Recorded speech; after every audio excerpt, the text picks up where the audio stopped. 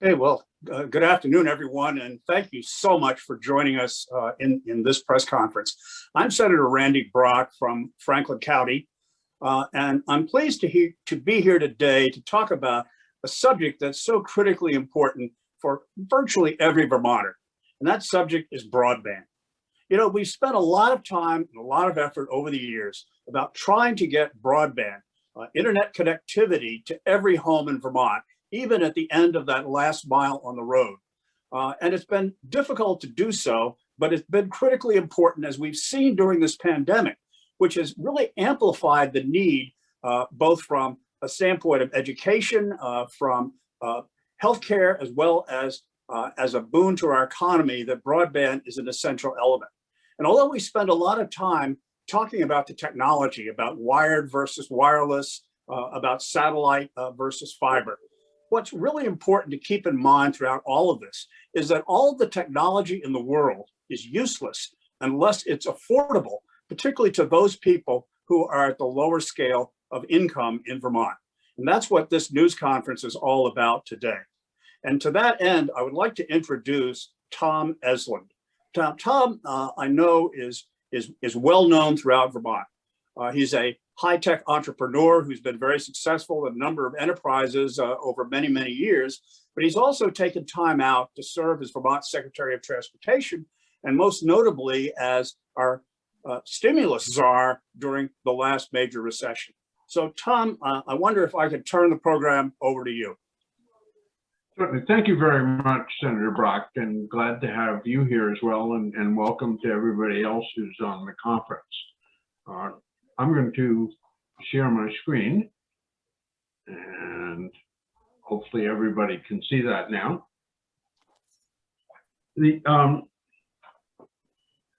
As Senator Brock's been saying, we've been working, Mary and I came back to Vermont in 2003 and couldn't get better than a dial-up connection.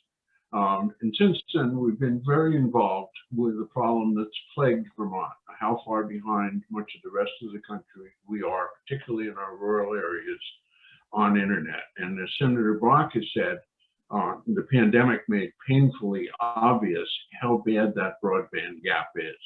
But right now, we have an opportunity to close the broadband gap, to close it very, very quickly, not 5 years from now, not 10 years from now, but in the next year or so. That doesn't mean this is a short-term plan that we're talking about. It's not in lieu of building out. We'll be building infrastructure forever, I suspect. But the important thing is that we get people service that's available, and as Senator Brock said, affordable, and we do that now.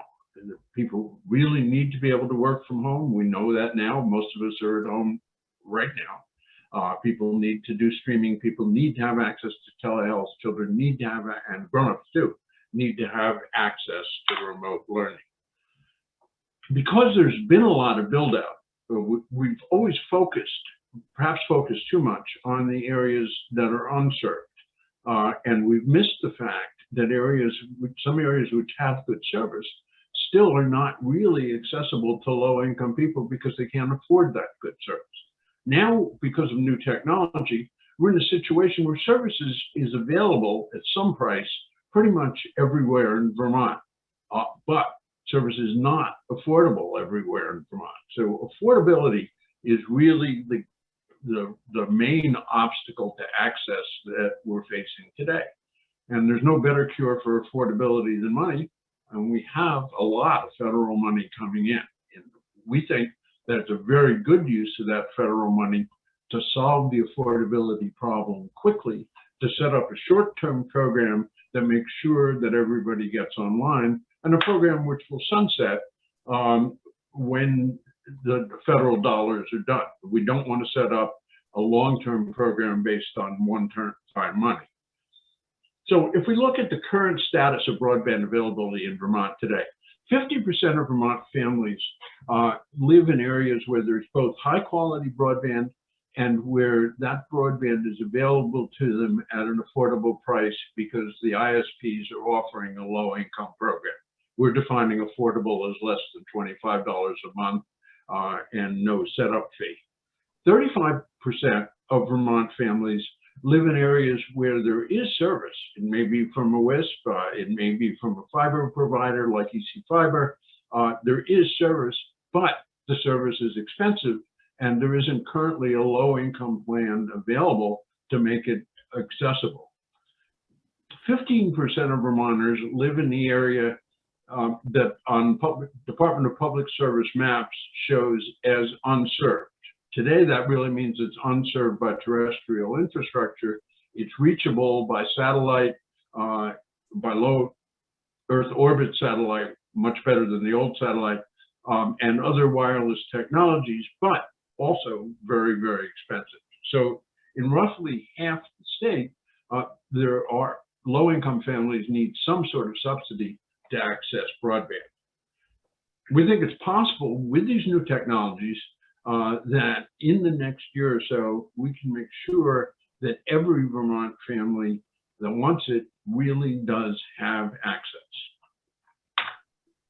What we're proposing very specifically is that there be initial service grants available to people who can't afford the hookup charges. That could be $100, $200, sometimes even as much as $600. This is all means tested, but this is to get people over the initial hurdle. We're also, and that's a program that altogether we would look for an appropriation of about $6 million for, and would last for the next 2 years until everybody who wants to get hooked up can get hooked up. We're also looking for continued service subsidies for those who are very low income. And those subsidies would make sure that no one had to pay more than $25 a month to be connected and to stay connected. So that says that regardless of income, you don't have to pay more than $25 a month to be connected to the internet.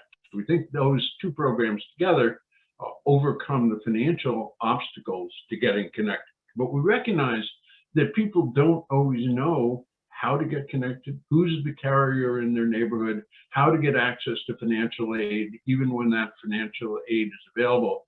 We really can't expect people who aren't online to just Google up a solution and look at a YouTube and find out how to get connected and how to get aid. So that's the reason that we're also proposing that we put about $5 million into a broadband core. The broadband core would be possibly distributed throughout state government, but it would be people there would be contact people who are used to working with these low-income families, who have skills to do that, that can integrate their need for broadband with their possible need for heat assistance or other kinds of aid that we provide today, because this really is just as important. And behind that, there would be a technical core who would be able to say, oh, you live at such and such an address way up the hill there. This is the solution that will work for you today. And somebody else down in the valley, this would be a better solution for you. Here are the forms that you need to fill out, and we can, and then actually make sure that the family does get connected, that the provider does what they're supposed to do, that if any hitches come up, the family has help with that, and that the family does get online. Again, this isn't a long-term plan. This is what we do now to make sure families can get online now. It may be that 4 years from now, 5 years from now, the fiber build out has gotten far enough so it gets almost to the end of the road, and that's great. People can switch over to that. But this is what we're proposing to get people online now. As I said, there are 50,000 families that we think are eligible for help if we use the criteria that we use today, including school lunch and some other, to decide who needs aid. About half of them live in that area that's shown in green on the top pie. That's the area where there's already service available, there's already low-income program from the ISP, so they don't need financial aid. And about 35% of them in the orange live in the areas where if you just have enough money, you can get broadband today, and that's great. But they need the financial aid to get online.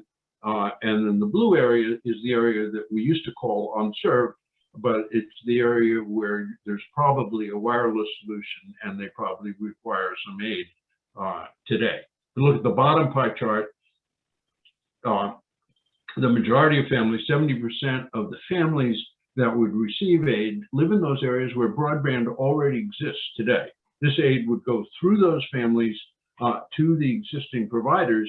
And by the way, that's a good thing for the existing providers. It's a good thing for providers like EC Fiber because it lets them get income from subscribers who wouldn't have otherwise been able to afford their service. And then in the blue area, the subsidies would be going for setting up new service, and they most likely go from the low-income family to wireless providers of some kind. We've been looking hard at what should be the minimum broadband speed, and our recommendation is that we need 50 megabits per second download speed and 5 megabits per second upload speed as a minimum, and that latency can't be more than 100 milliseconds. That latency figure is a little geeky, but it's absolutely critical for things like teleconferencing. It's the reason why the old Usenet and high Earth orbit satellites are useless for people who need to be online in today's world.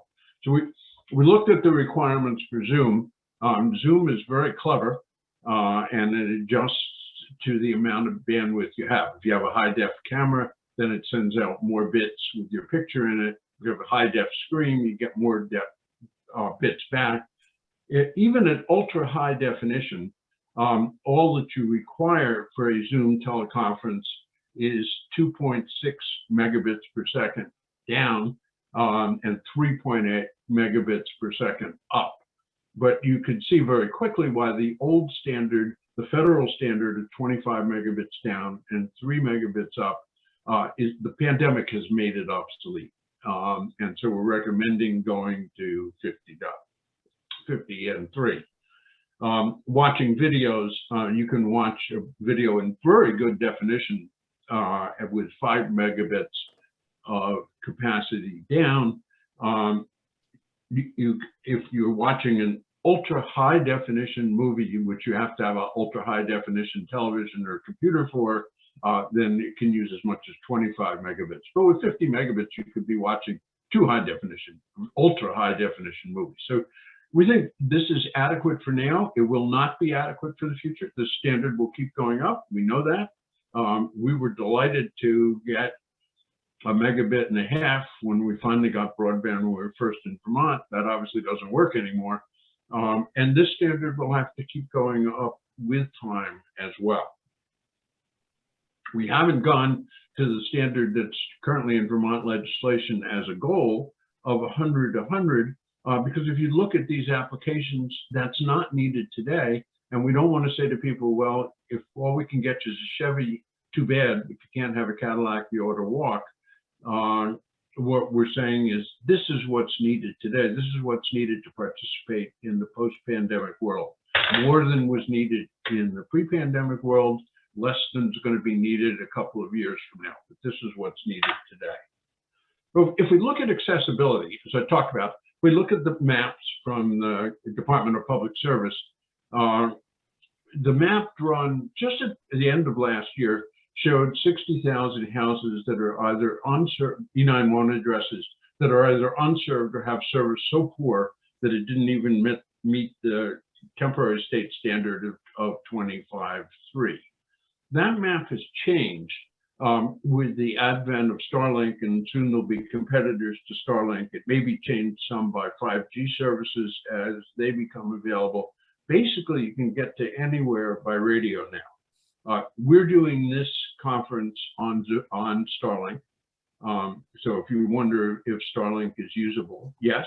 You may see a glitch because my antenna is still, my dish is still somewhat under a tree and hasn't gone on my roof yet. But we're saying that people have to be able to participate in conferences like this to be part of the post-pandemic world, and we're using Starlink to participate. we're not going to get to all of those 60,000 addresses with fiber for at least 5 years, and even by the most ambitious plans.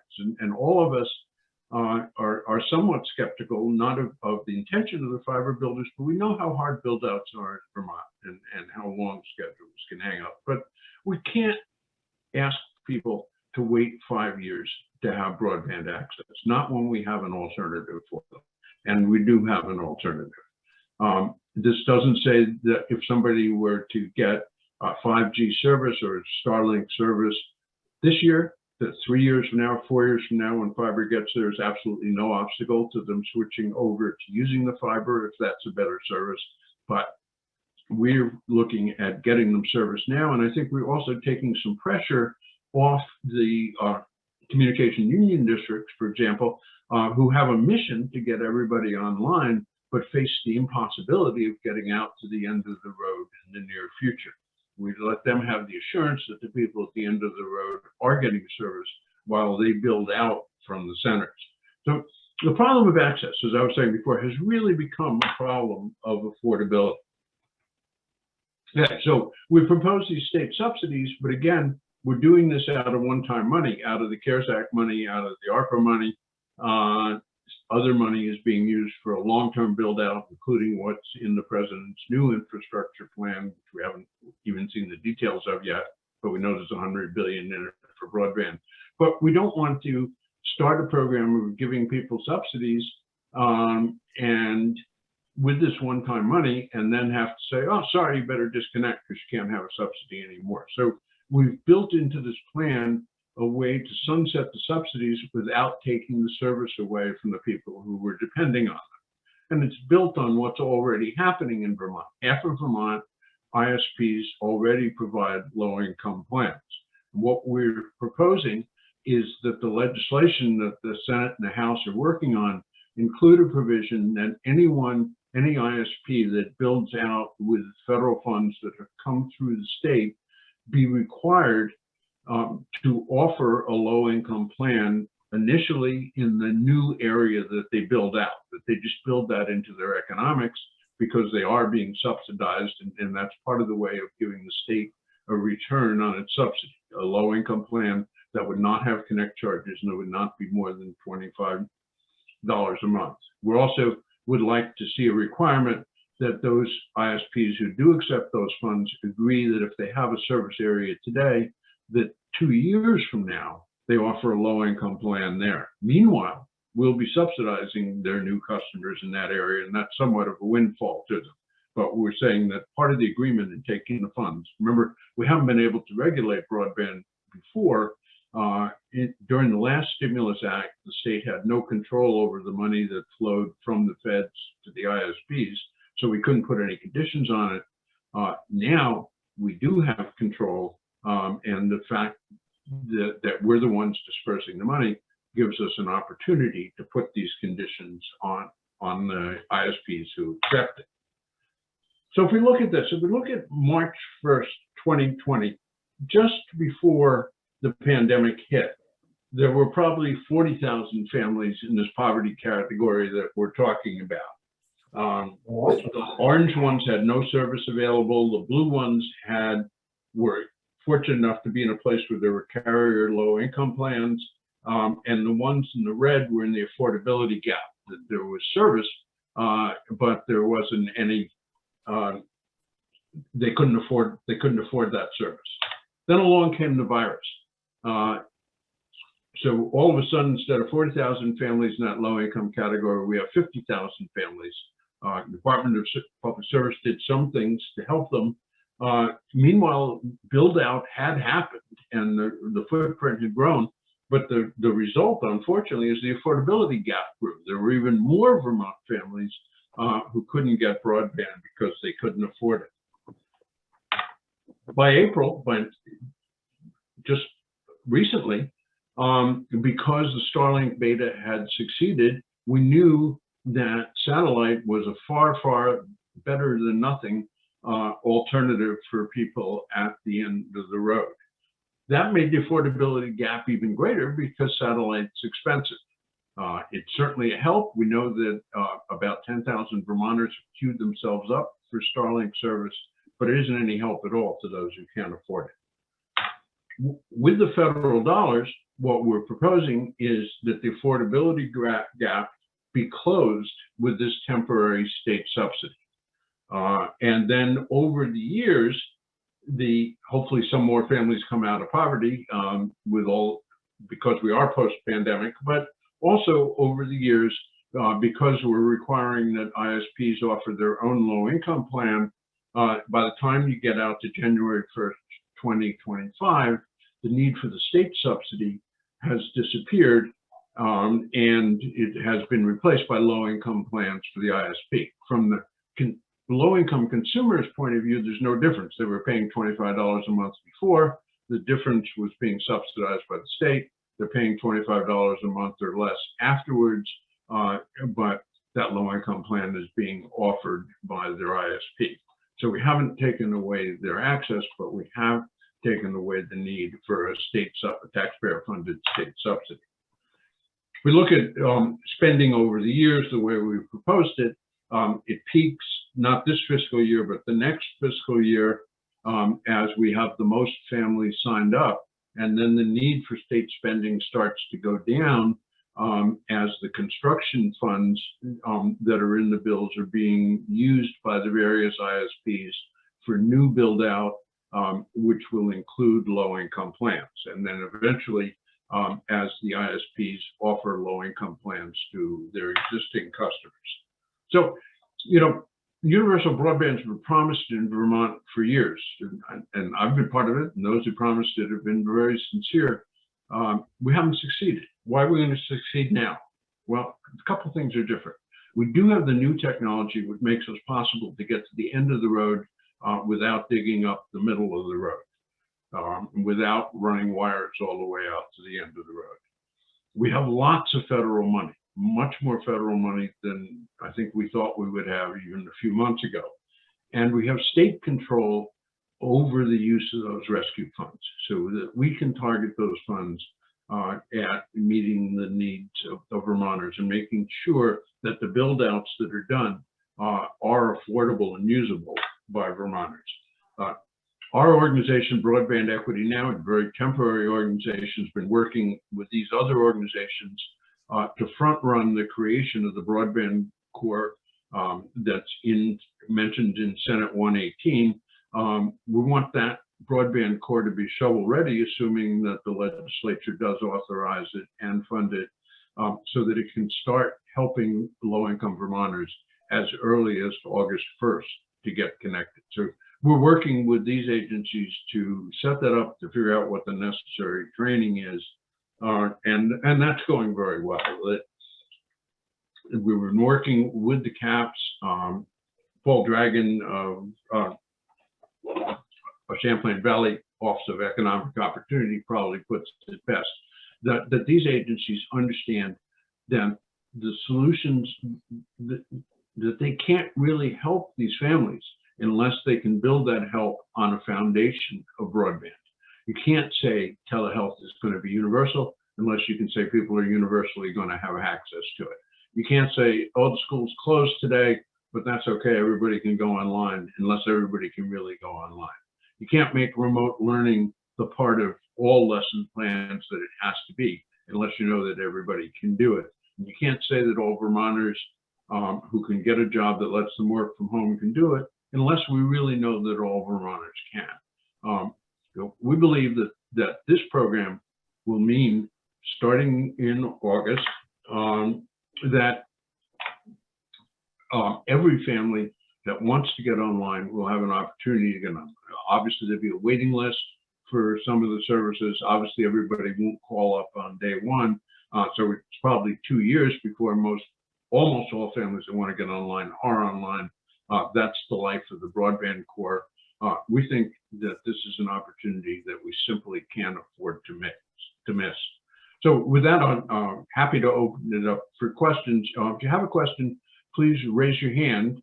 Identify what organization you're from when you get unmuted. I mean raise your virtual hand because we won't be able to see your real hand. You do that down at the bottom of your Zoom screen. I'm sure you're all Zoom natives by now. And then Emma will unmute you, and then please identify yourself and ask your question. Thank you.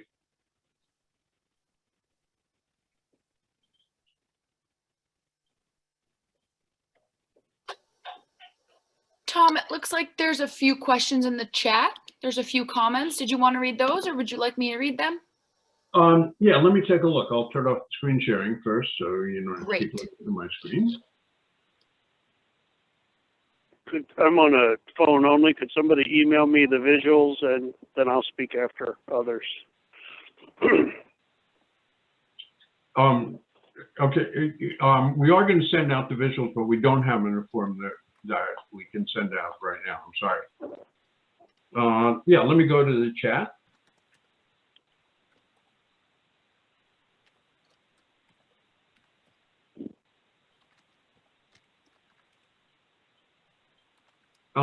Got a question from Jonathan Baker saying, am I understanding this correctly? The program is 15 million. The program to access the program is 5 million.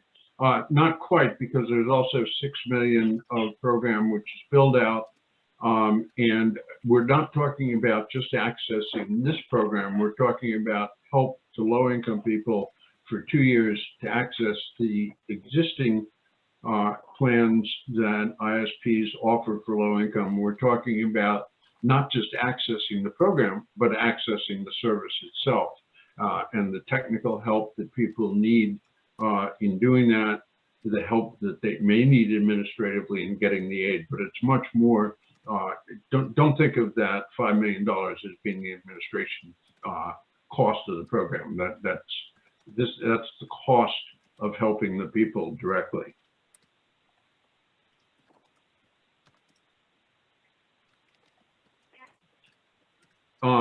Chris Hawkwood says many others are experiencing dropouts with Starlink. You might have seen one, but I haven't had any right now. The point isn't that Starlink is as good as fiber. Starlink is a lot better than not having broadband. And that's the way that you need to look at it. Is the way I'm teleconferencing today as good as it would be if I were on fiber? Or by coincidence, it happens to be, but it might not be. But I can do this. I can continue to work from home. I can meet with you using Starlink, and the people who don't have access to fiber, which would be great, deserve to have something, and this is something that is pretty good. We'll have to, Michelle Gutte says, these are wonderful ideas. Can you explain more how the Broadband Corps people advising others would work? Similar broadband course have helped change the world since the rural radio farm forums of I think Michelle started speaking French, but the farm forums of the 1930s. Like me, sometimes chat gets away from you, Michelle. But thanks. Yeah, I can't answer your question completely because we're still working on that. But an example is that it's possible that the front end of this, or the very front end of it for people who are calling in might be Vermont 211. Mary's talked to them about that. That the basic support and outreach would come from people who are existing caseworkers in the existing social service agencies, like the CAPS, for example, who would have some more training, but now would not only, when they go to a house, they not only say, hey, with weatherization could help you, you qualified for school lunch, you need LIHEAP, but also, hey, you know, you can get broadband and I can help you do that. So that would be the contact end. And then we see behind it, perhaps embedded, but it would have to be funded, in the public service department or Department of Public Service, very technical people who are not frontline caseworkers, but whose expertise is saying, boy, on that road, you could get access to this wireless ISP, and on that road over there, you could connect up to fiber. We can help. The connect charge is high. We can help with that. Or there is no other alternative. You need to be connected to a satellite service, and we can help you with that. So that's roughly how we see it shaped, but we really don't know how much of it should end up living inside of state government, how much in the designated agencies. And because those questions have to be answered, that's why Mary's doing all the work with broadband equity now to get those questions answered fast so that on August 1st, we can get started. Tom, it looks like John Dillon has his hand up. Yeah, can you hear me all right? Yes, we can. Excellent. I guess for Senator Brock, I just had a question about the House bill, which obviously is passed and is headed to your committee. Do you see this as complementary to that? Does it take some of the money that would be in the House bill for these efforts to get people connected immediately? I mean, how do you see your proposal for immediate connection and the House bill meshing? Well, I think the two bills have to be reconciled, and that's normally the case in the legislative process. When we have broadband bills in each chamber, it's now the broadband bill in the House, which has gone to Senate Finance. We'll be discussing it tomorrow. We've had initial discussions. I think Tom is also scheduled to be with our committee tomorrow. And I've been in touch with Representative Briglin, the chair of the House Energy and Technology Committee, regarding this, and our discussions are ongoing. So I think we'll be able, I hope, to reconcile this, provided that after we take testimony from lots of people, that's where we end up. But I think this is a very promising proposal, and I particularly like the fact that we are dealing with the human side of broadband. So often in the legislature, what we've done in the past is we've dealt with the technology, with the wires and the cables and the fiber. We asked the question, for example, of all the work we did last year, in which we got broadband out to a number of locations. The question was, well, we know that it passed these X number of thousand houses that needed it, but nobody could tell us whether or not the people in the houses actually got connected. And that's the critical thing. And when it passes a house where the people can't afford the connection, then all the wire and fiber that we put out was worthless. And what this does is it closes the loop and makes this a much more effective process. And it also focuses on the word now. We have thousands of people who need to get into the 21st century now in order to work, in order to go to school, in order to get Medicare, medical help. And this is a way to help us do that. And it's one of the tools in our box. It's not final by any means, and we're going to have to discuss it in committee, and the legislature is going to have to agree to it, and that's down the road. What about the idea that if we're using what about the idea that if we're using federal stimulus money, we really should be buying the best or the most, as people like to say, future-proof technology rather than something that could be outdated in a year or two? Well, in the other point words, is pay for fiber. John, when we talk about fiber, telling a person who needs to go to work, who needs to educate his or her child, and who needs to be able to get telemedicine that, well, we'll have a solution for you in 5, 6, or 7 years is not an acceptable solution. And in many cases, we have to do things in steps. And I think my goal certainly is to get as many people as possible connected now, but to do so in an intelligent way so that in the event that the ability to connect in a better and faster and more efficient and more long-term way in the future is possible, that those people will be able to switch over at that point in time. Okay, John, thank you so much. Next, could we, Kate P has her hand up.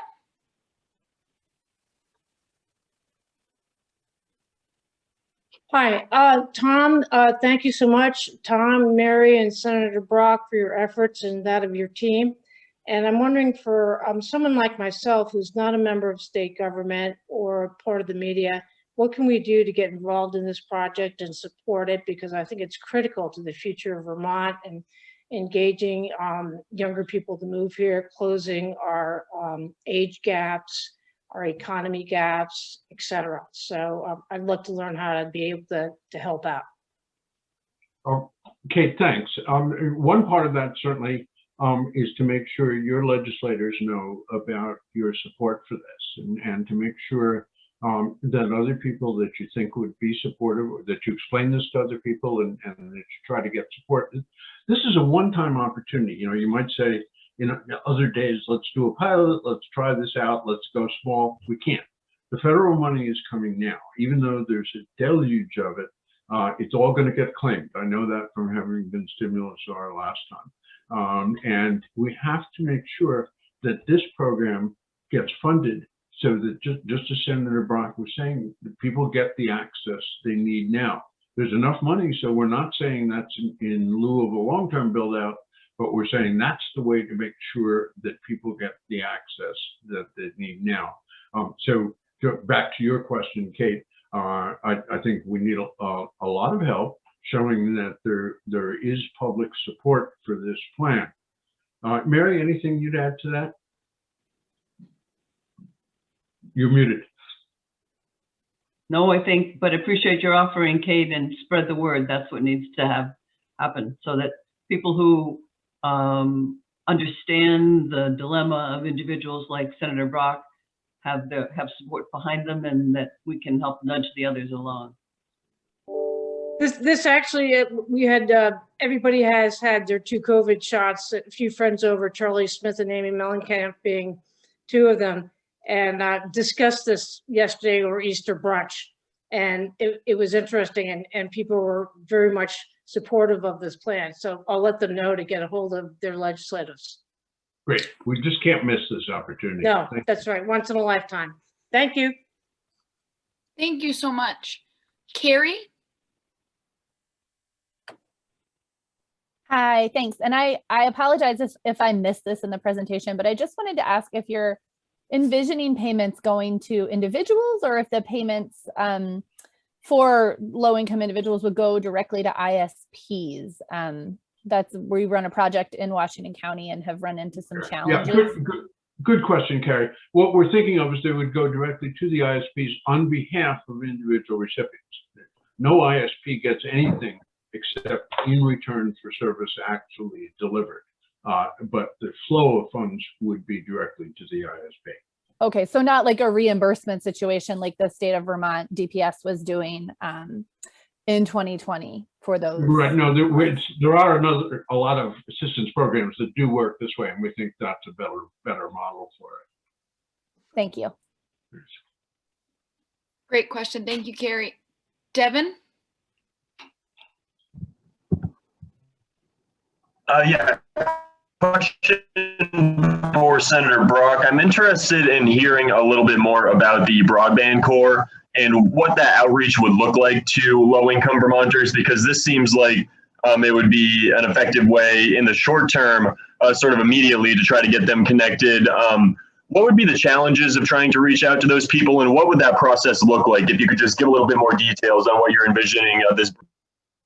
Well, there is a little bit of detail. If you want to read about Broadband Corps, the idea was originally conceived in a broadband, emergency broadband expansion program that was funded by the Department of Public Service. It was published, I believe, in December, and that can provide you a little bit more detail.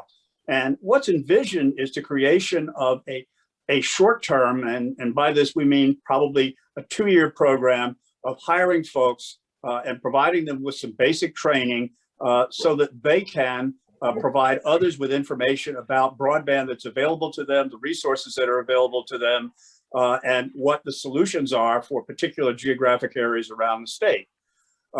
This is a concept that, of course, will need to be fleshed out in considerably more detail as we proceed down the road. But that notion of having someone to do, let's call it hand-holding if necessary, because in many cases where you have people who don't have broadband, who don't have the experience, I think as Tom mentioned, you can't expect them to necessarily go to the internet and Google what's the right solution for them. And so this is the delivery of information on a one-on-one basis. And in this case, I'd say coordinated through some of the nonprofit partner organizations like the designated agencies and others around the state that may participate in doing this. This will obviously we'll need to put more flesh on the bones as we go forward, but as a concept, to me, it makes sense because it humanizes what we need to do, and it is able to answer people's questions. What we hear so often about government programs is you can't get anybody on the phone, and if you do, they speak gobbledygook, or they send you a bunch of forms to fill out that have blocks that need to be filled out that are inexplainable, and you can't find anybody to explain it. This is to make broadband user friendly. Thank you.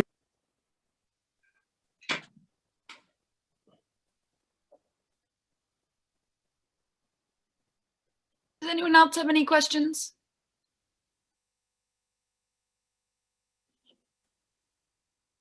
Thank you all. I'm sorry, there's another question there, Greg. No, I think you're all set, Tom. Go ahead. No, Greg Sukanik has a question that needs to be Yes, unmuted. and you pronounced Sukanik. You got Sukanik on the first try. Congratulations. I guess I'll start with you then, sir. I guess my first question is, I know that Vermont has had broadband, has tried to solve this problem before. And one of the questions about that was whether it was a good idea for Vermont to put all its eggs in one basket with regards to a provider who would solve things. Do you have any concerns that we might be revisiting that strategy with Starlink, particularly given that they're still, and I realize we're doing this with Starlink right now, but they are still in beta. Concerns? Sure, but first of all, we're not putting all our eggs in the Starlink basket by any means. It's a small minority of families, and it turns out that Vermonters who can afford access are signing up for Starlink, which we don't have any influence over. But I think our experience, it is run by who's currently the richest man in the world.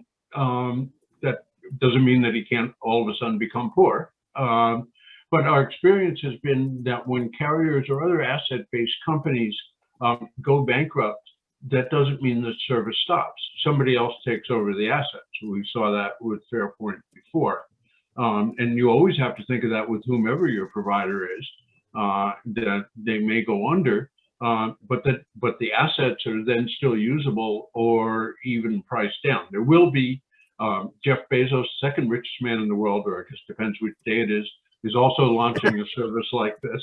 So is, I'm blanking out his name, but entrepreneur from the UK. So there are going to be several services. It's just that Starlink is the first one. And I think, we have programs throughout the state where we subsidize usually well-to-do people to get Teslas, for example, that we give them thousands of dollars in credits from their power companies to get Teslas. And we don't say that we're afraid to do that because Tesla may go bankrupt and not be able to service the cars. So this is probably even less of a risk where we're talking about only hundreds of dollars and only to low income people. Is it zero risk? Of course not, nothing is. And we do very much support a mix of technologies. Where 5G works, we ought to be using it. Where fiber works, we ought to be using it. Where something that's going to get invented tomorrow works, I'm all for that as well. And you're absolutely right that we do want to diversify as much as we can. But thank you. All right, thanks. I do have a couple of follow-up questions for Senator Brock. Sir, thanks for being here for this. I was looking through the through S118, and I was, am I correct in I did not see language similar to H360 in terms of mandating that providers work with CUDs, or that the service become that the service provided is universal. I wonder if maybe if I might have missed those things. If I didn't, I was wondering about the sort of the reasoning for not wanting to sort of have the CUDs as a mandatory step in this. Well, I did not. My bill is a little bit different than H360 in that it's broader in nature. H360 is really a bill that seems to be focused almost exclusively on CUDs. S118 is a bill that's focused on broadband. And CUDs aren't the only providers or distributors of broadband in Vermont. And if you look forward over the next 5 years, are unlikely to be the only distributors. We have lots of other broadband providers, and we have a diverse means of distributing it, both in the private sector and with CUDs that are essentially municipalities. What S118 does is it envisions the fact that all of these various providers will be in the mix and will provide service in a variety of different ways. And that, again, is part of the diversification. And in my mind, diversification is critically important so that those methods and technologies that are best have the best likelihood of surviving in a competitive environment. That said, we do provide certain advantages for CUDs because we want them to be successful. But if you take a look at CUDs on a map, they serve a relatively limited portion of the state at this point, and many of them are in their infancy.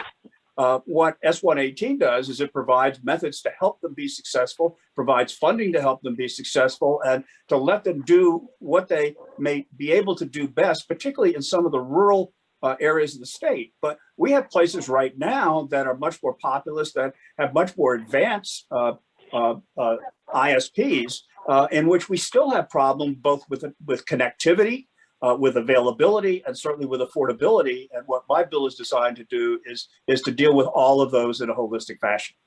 Okay. One last question, and I don't know if this is for Senator Brock or for Mr. Evslin, excuse me. You were saying that it was going to a fiber build out would take 5 years. I was just wondering what that estimate is based upon. Is that a study? Is that just sort of conventional wisdom? Or I was just wondering where that number was coming from. This is Tom. I'll take that. It comes both from a number of studies that the Department of Public Service has published, including their emergency plan. It also comes from talking to some of the CUDs and other fiber providers. It's a long way out to the end of the road. There's a lot of permitting. There's a lot of poles that need to get replaced before you can get there. I think that actually that may be optimistic right now, because if you think about this flood of federal money, there were a lot of fiber projects ready to go around the country when the pandemic hit. And those were mostly at the county level. That's not how we're organized in Vermont, but in the rest of the country. And they stopped because the counties were afraid they'd never get any revenue again. Those were ready to go. And so as this federal money comes in, it's going to be extremely hard to get. It's going to be hard to get crews. It's going to be hard to get cherry pickers. Again, doesn't mean we shouldn't be doing it, but we're not going to be able to. It's not as if we're the only ones getting the federal money so we can use the money to accelerate. We're competing with everybody else who got the federal money. So I think the 4 years is actually an optimistic time frame for getting fiber out to the end of the road. Okay, thank you very much, gentlemen. I appreciate it. Thank you. I got a couple of questions over the phone. Can you hear me? Yes. Yeah, I can hear you. Yeah, this is Steve Whitaker. How does this subsidy plan interface or relate or overlap with the FCC $50 a month broadband subsidy and the subsidy program that the Department of Public Services created and has been funded? That's one question. The other is, why are we not, during this opening of construction season, really looking at the work that was done on the ERS, EBS spectrum, which could have a side benefit of infilling mobile wireless while we get fixed wireless to folks as an interim step towards fiber, rather than putting our eggs on this untested, unproven satellite technology? But it's not untested or unproven. But let me answer the rest of your question, Steve. The FCC, as Steve was alluding to, has a program, short-term program with leftover CARES fund, where they will also provide subsidies. And although I didn't put it into the slide, to the extent those subsidies are available from the FCC, they would substitute for our having to use those funds. Those subsidies, however, are only available, at least under the rules as we understand them today, to subsidize service with carriers who currently have a low-income plan. So that's not, unless that changes, or unless the rest of our carriers are able to immediately have low-income plans, then the FCC subsidies aren't going to be available. But money is fungible, and to the extent that we can use them to meet needs, then we want to do that. With the other technologies that you talked about, there's nothing in what we've discussed that's technology specific. I've talked about Starlink as an opportunity. I'm obviously able to use Starlink to participate. Starlink is a lot better than a rotten copper cable that delivers DSL sometimes, and it's certainly better than nothing. And it's a technology that exists, but as new technologies come online, but the crucial thing is this is about now. So it's not somebody's thinking about a technology. It's got to be a technology that can be delivered. Senator Brock was saying the technology by itself is no help. It has to be delivered, which means it has to be affordable and it has to be installable now.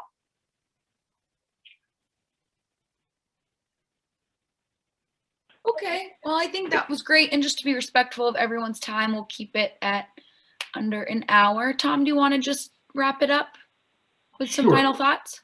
Yep. Thank you all, first of all, very much for coming. Thank you for all the very good questions that you've been asking. And thank you for being concerned, as we are, about how people get broadband access. Just to repeat, this is an opportunity we're not going to get again. We have the technology, we have the money, we can close the broadband gap. And then, of course, we'll always want to work on making Vermont infrastructure better and better into the future.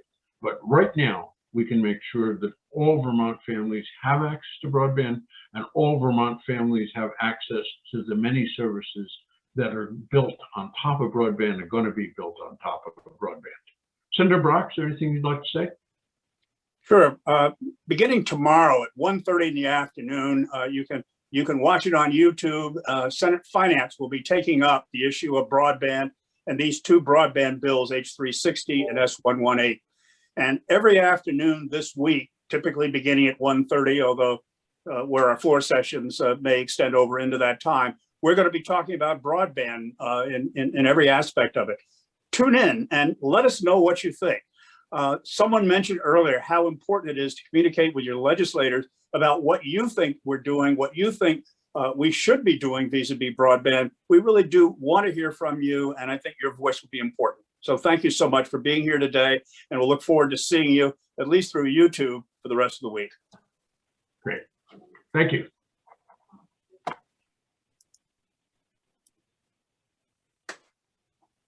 Thank you all for coming.